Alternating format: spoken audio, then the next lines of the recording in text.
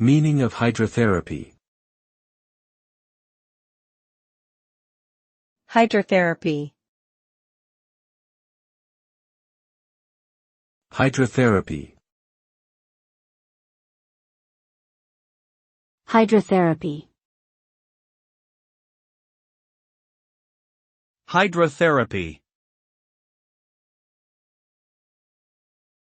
Hydrotherapy refers to the use of water for therapeutic purposes, either for relaxation or to treat a variety of medical conditions.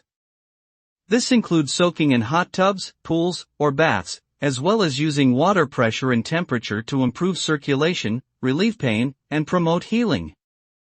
Hydrotherapy can be used to address a range of conditions, such as arthritis, fibromyalgia, joint pain, and muscle strains.